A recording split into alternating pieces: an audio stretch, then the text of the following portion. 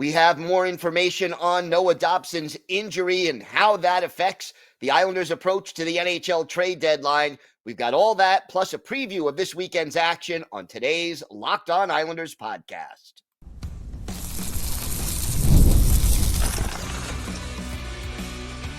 Your Locked On Islanders, your daily podcast on the New York Islanders. Part of the Locked On Podcast Network, your team every day. Gil Martin here, and welcome everybody to the Friday edition of the Locked On Islanders podcast, part of the Locked On Podcast Network, your team every day. I want to thank everyone who makes Locked On Islanders your first listen every day. Don't forget to subscribe on YouTube or wherever you listen to podcasts so you get new episodes as soon as they drop. Today's episode is brought to you by Game Time. Download the Game Time app, create an account, and use code LOCKEDONNHL for $20 off your first purchase.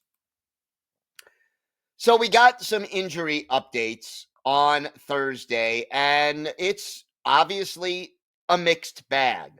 Let's start with the big news about Noah Dobson. The good news, Noah Dobson will not need surgery. So that at least is encouraging. But the bad news is he is, as of now, week to week, which means he's going to miss some time, and it's going to not be like 2 or 3 games. We're talking week to week, to me, means a minimum of 2 weeks.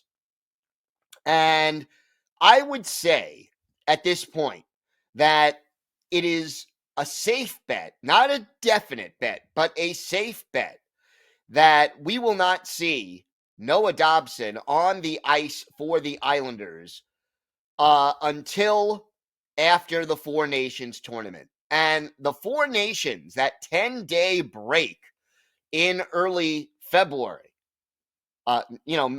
just a few weeks away, that adds a week and a half where Dobson can rest up or start to skate again and get into shape and do the things he needs to do without missing additional games. So to me, we're looking at after the Four Nations tournament is probably the earliest that we see Noah Dobson. I'd love to be wrong and see him back sooner. So the good news, no surgery. The bad news, week to week. Now, some other good news, Kyle Palmieri, who did not practice on Tuesday. That was described as a maintenance day. He was back on the ice on Thursday, so that was good news.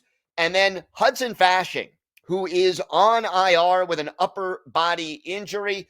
He continues to make progress. He had skated with a non-contact jersey for the last 2 practices. Thursday, he was on the ice with everybody else and in a regular jersey. Now, Patrick Waugh, after the practice Thursday, he said, it's hard to make a change in our lineup right now.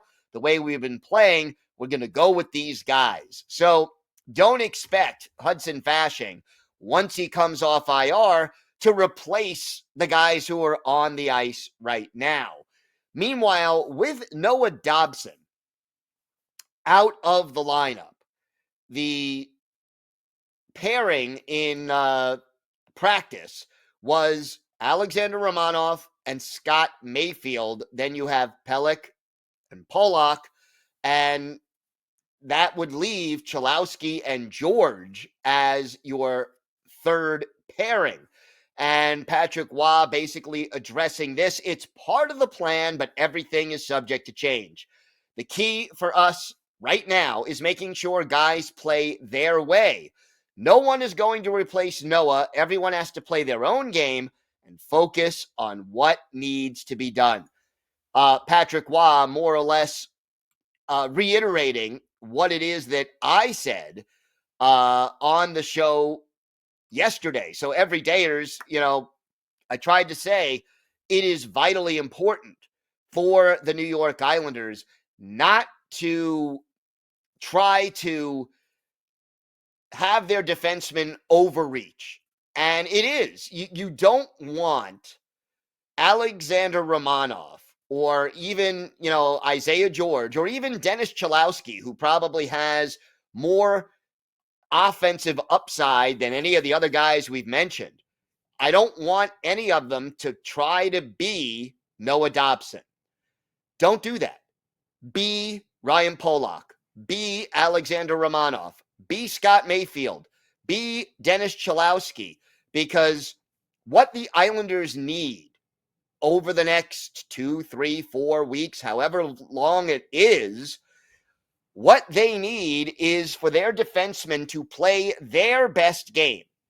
And if they play their best game, that's all we can ask. Nobody on this roster has the speed and the offensive ability that Noah Dobson has. And it quite honestly would be disastrous if you try to do too much. Play your game. That is going to be vital for the New York Islanders. So, again, the Islanders, as of late, they have won 5 of their last 7. And that is encouraging. Slowly but surely, they are playing a little bit better.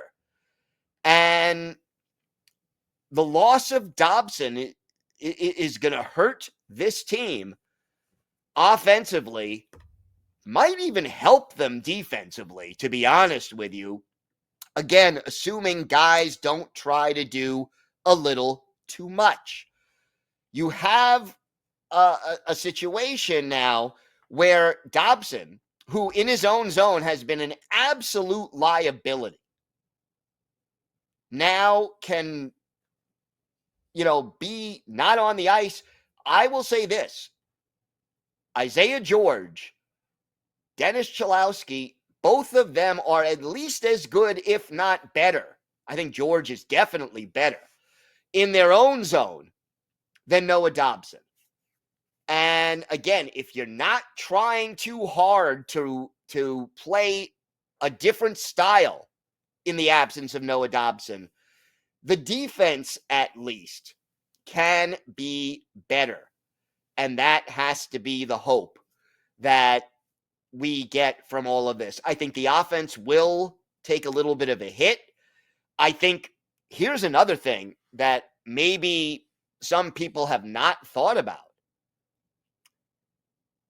And that is this. The power play could be even worse. And it might get better because, as I've said, Dobson, his vision, his hockey IQ, the way he sees the ice, not ideal. Okay? Kind of lower than his skill set kind of indicates. But the power play, which is dead last in the league right now at 12.5%, could take a further hit as a result of this injury to Noah Dobson.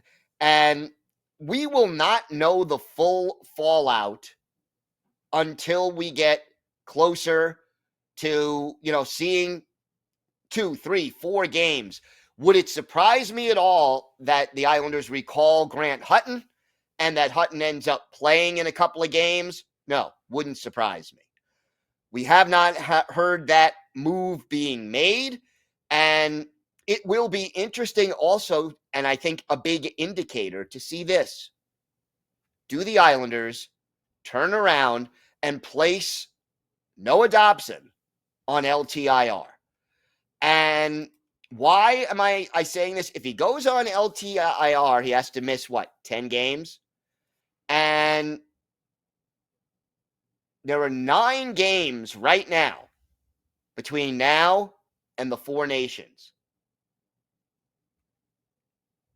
If you put him on LTIR, he's got to miss at least 1 more game. And that would be February 23rd against Dallas, would be the 10th.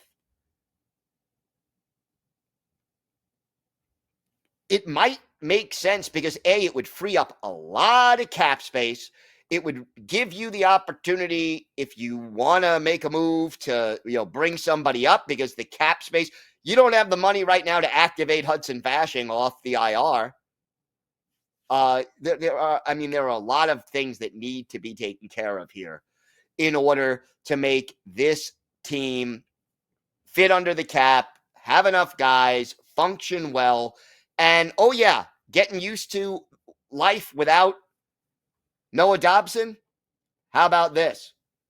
You got 2 huge games coming up this weekend, divisional games against the Flyers, one of the teams you're fighting for a wild card spot with, and the Carolina Hurricanes, one of the better teams that, in the top 3 of the division that's eliminated you from the playoffs in each of the last 2 seasons rather. So not the best time to have this injury, but putting Dobson on LTIR would make sense.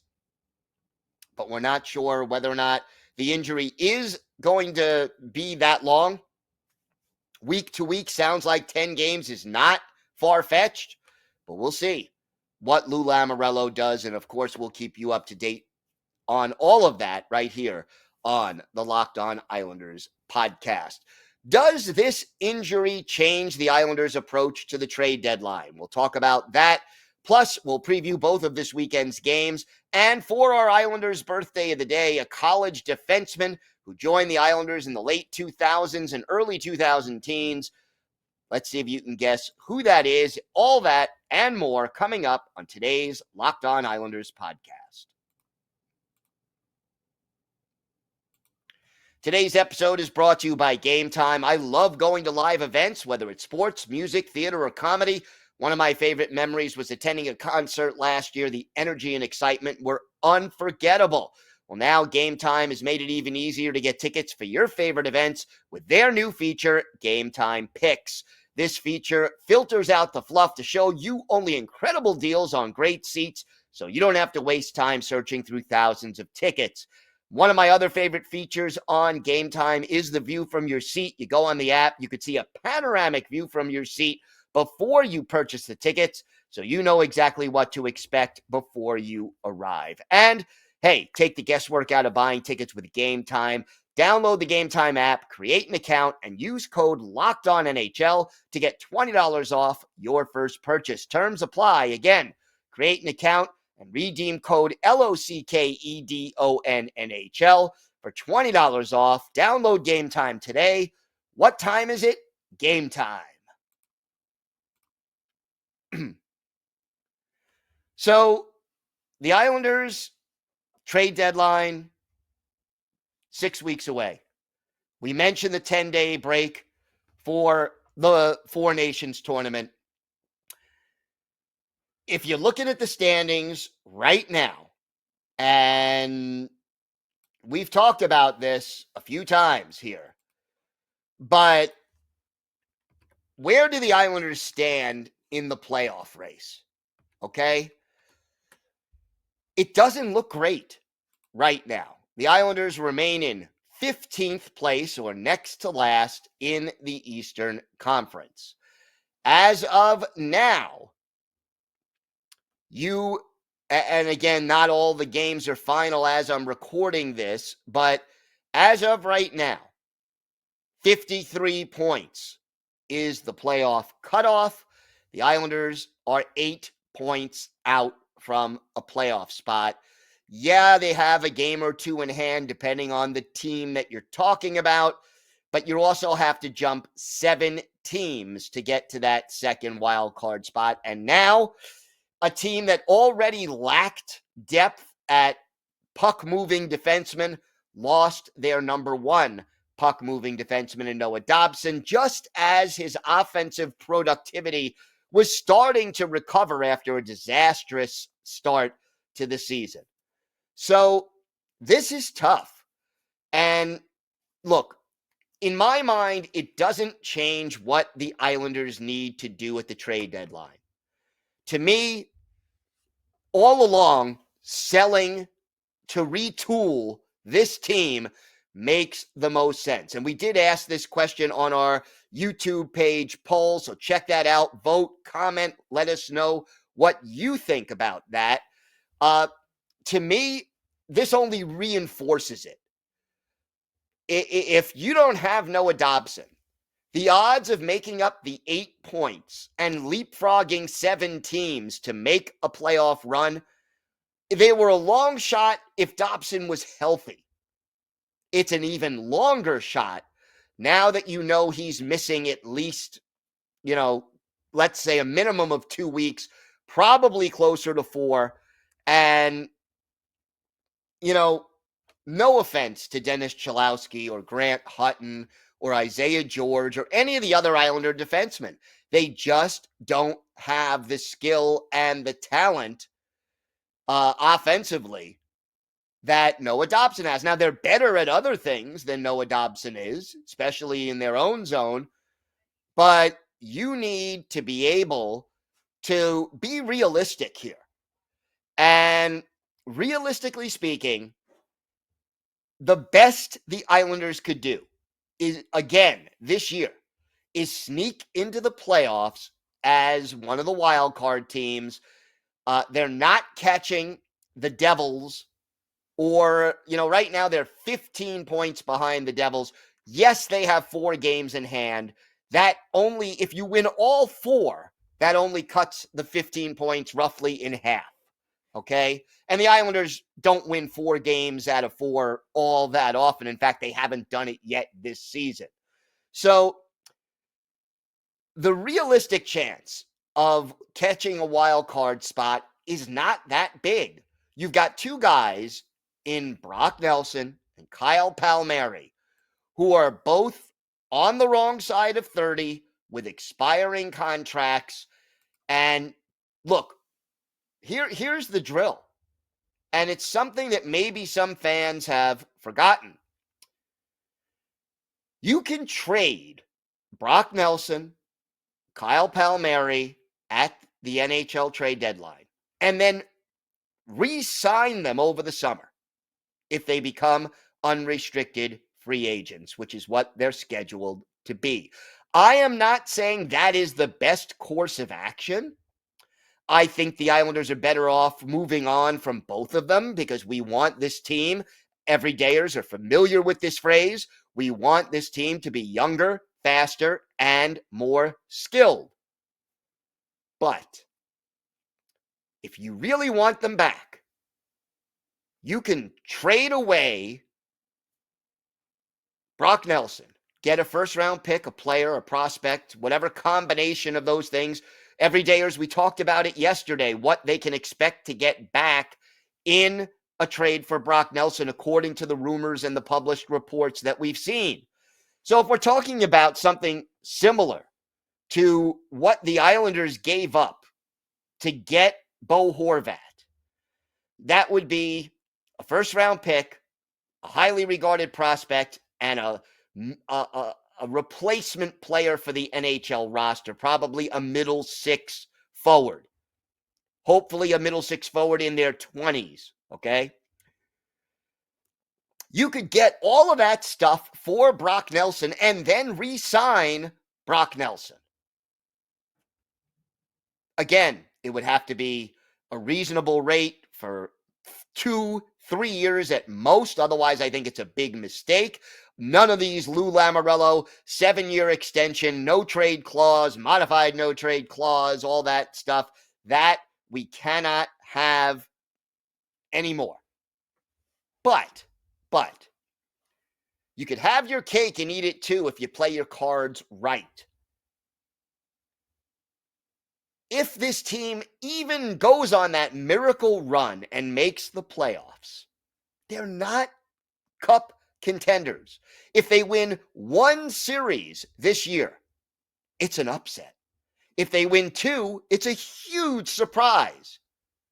You need to win 4 series to win a Stanley Cup. And the odds of the Islanders winning 4,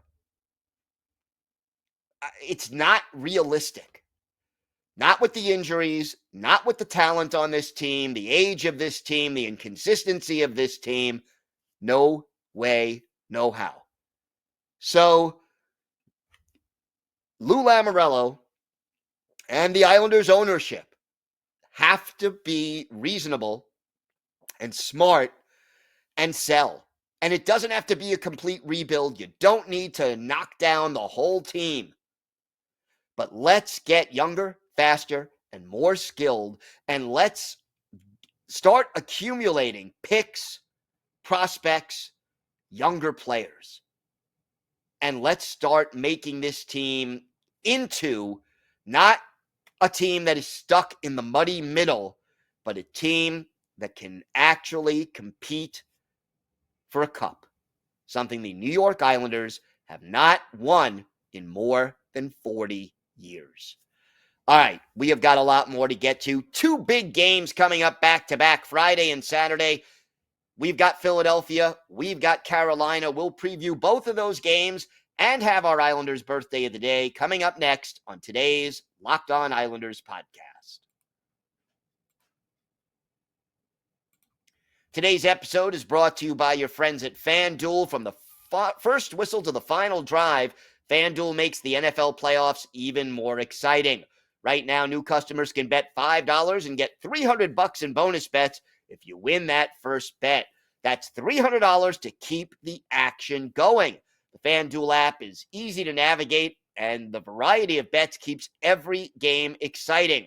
Plus, when you win, you get paid instantly, no waiting around for your winnings. Whether you're betting on your favorite team or just looking to add some extra excitement to the playoffs, FanDuel has you covered. And Islander fans, you could use your knowledge of hockey and the Islanders to find exciting opportunities on FanDuel. Check out the odds for this weekend's games against Philadelphia and Carolina. Just visit FanDuel.com to join today and get started with $300 in bonus bets. That's FanDuel.com. Make this playoff season unforgettable with FanDuel, an official sportsbook partner of the NFL. Thank you for making Locked On Islanders your first listen today. For your second listen, find Locked On Fantasy Hockey. Become a fantasy hockey expert and get the edge over your league mates with daily tips from our hosts, Steele and Flip. Find Locked On Fantasy Hockey on YouTube or wherever you listen to podcasts. It's part of the Locked On Podcast Network, your team every day. Islanders with two important games. If they're going to get back into the playoff hunt, these are the kind of games you need to win. And in the case of Philadelphia especially, you need to win them in regulation. Now, Friday, it'll be the Islanders and the Flyers, 7:30 Eastern time start. The Flyers right now just had their 3-game winning streak snapped by the New York Rangers. The Rangers beat the Flyers 6-1. So not only are the Flyers coming off this loss, but they will be playing a back-to-back while the Islanders have been off since Monday. Now, Samuel Ersson was the goalie against the New York Rangers, which means that we are extremely likely to not see Ersson in a back-to-back. And that means that Ivan Fedotov is most likely going to get the start against the New York Islanders. The Flyers had won 3 in a row before that, including that 5-3 win over the Islanders back on January 16th. And keep in mind, we will not see Maxim Siplikov in this game because this game will be the third and final game of his 3-game suspension. Now, they will face the Flyers, the Islanders, again on January 30th. So we have to contend with that. But we will not see the extra rough stuff at least Friday night. The Flyers, goals for, they're in the middle of the league, 14th. Goals against, they are 28th. So that is their weakness. Power play has been shaky. They're 28th, 16.4% success rate. The penalty kill is middle of the road, a little below average at 18th, 77.9% success rate. Travis Konechny remains their biggest offensive weapon by far. 21 goals, 54 points in 48 games. That is 20 points more than Matvei Michkov, who is their next highest scorer. You have Owen Tippett with 13 goals. Michkov has 14. Morgan Frost, 11. Tyson Foerster, 12. Noah Cates, 10. It's defense where the Flyers struggle the most. Looking at their line combinations here, it's Morgan Frost, Owen Tippett, Travis Konechny. That's the top trio. Sean Couturier, Joel Farabee, and Matvei Michkov of the second line. From left to right on the third line, it's Tyson Foster, Noah Cates, and Bobby Brink. And Rodrigo Abals centers Anthony Richard and Garnett Hathaway on the fourth line. Cam York and Travis Sanheim are the top defensive pair.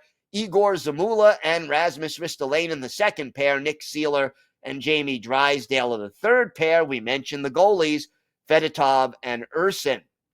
On IR right now, Ryan Ellis, Nicholas Deslauriers, Ryan Poling remains day-to-day, and Scott Lawton is also listed right now as day-to-day for the Philadelphia Flyers. We'll see if either one of them can return in time for tonight's game. Meanwhile, the Carolina Hurricanes will face the Islanders on Saturday. That's a 7:30 Eastern time start. Now, the advantage flips here. Carolina, they played on Thursday against Columbus, won their fourth straight game, but they will have Friday off, where the Islanders will be in a back-to-back. Carolina, a much tougher opponent. Sixth in the league in goals scored, ninth in the league in goals against. The power play is only 17th in the league, 20.9% success. But the PK, they are second in the league on the penalty kill. And that will make it really hard for the Islanders' power play. You look at their lineup, Sebastian Aho centers Andrei Svechnikov and Jackson Blake on the top line. Jesperi Kotkaniemi centers Eric Robinson and Martin Necas on the second line. Jordan Staal, Jordan Martinook, and Seth Jarvis are the third line. And then Jack Drury, Juha Jaska, and Jack Roslovich are the fourth line. Jacob Slavin and Brent Burns, a very talented offensive top pair defense duo. Dmitry Orlov and Jalen Chatfield are the middle pair. Shane Gostisbehere and Sean Walker are the third pair. The goalies right now, Peter Kochetkov or Frederick Anderson. Jesper Fast on IR. William Carrier and Tyson Jost are out. We'll see again if either of them can come back. Look, we know how tough Carolina has been on the New York Islanders. We'll see if the Islanders can improve on Saturday night. Got to get a minimum of 3 points out of these games. And to me, against Philadelphia, you need to win in regulation because you're fighting the Flyers for one of those wild card spots if the Islanders can get back in the race. Time now for our Islanders birthday of the day. And today is the 39th birthday of former Islanders defenseman Jack Hillen. The Minnetonka, Minnesota native, 5'10", 190 pounds, undrafted, spent 4 years at Colorado College, and then joined the Islanders at the very end of the 2007-2008 season. Played 40 games for the Islanders the following year, was a regular for the Islanders in 2009 and 2010, 2011, then played for Nashville, Washington, and Carolina before retiring at the end of the 2014-2015 season. Jack Hillen played in 304 NHL games, 13 goals, 71 points, 157 penalty minutes. He was in 9 playoff games, none with the Islanders, and he had 1 assist. He did play in 5 playoff games for Bridgeport, but we're not looking at that right now. One of his better games with the Islanders, March 11th, 2011, Islanders hosting the Bruins at the Old Barn. Tim Thomas, the goalie for Boston. Al Montoya, Il Cubano, the goalie for the New York Islanders. And in this game, the Islanders are down by a score of 2-1 entering the third period. Michael Grabner ties the game at 2-2 early in the period. And then our Islanders' birthday of the day, Jack Hillen scores what proves to be the game winner at the 5:58 mark of the third. Radek Martinek and Kyle Oposo get the assist. P.A. Parenteau adds an empty net goal. Islanders beat the Bruins 4-2 for Jack Hillen. He had a goal. He was a +1. He had 7 shots on goal, which did lead the Islanders, tied with Michael Grabner for that. And he did have the game winner, Hillen, on ice for 21 minutes and 14 seconds. Jack Hillen, a offensive-minded middle pair or third pair defenseman who came out of the college ranks and became a steady contributor to the Islanders. He is our Islanders birthday of the day. I want to thank everyone who makes Locked On Islanders your first listen every day. Everydayers, we're back on Monday. We will have our key takeaways from both games this weekend, so make sure you join us for that. If you have a question, a comment, maybe a topic you'd like us to discuss on a future episode, send us an email. LockedOnIslanders@gmail.com is the email address. And if you leave your first name, where you're from, we're happy to mention you on the show when we discuss whatever's on your mind. You can also follow the show on X @LockedOnIsles. You can follow me, Gil Martin, on X @Ice Wars, NYR VSNYI. We'll keep you up to date on all things Islanders all year long, and I am live tweeting during nearly every Islanders home and road game, so join me for some instant insight and analysis. Have a great weekend, everybody. Stay safe, and of course, let's go Islanders.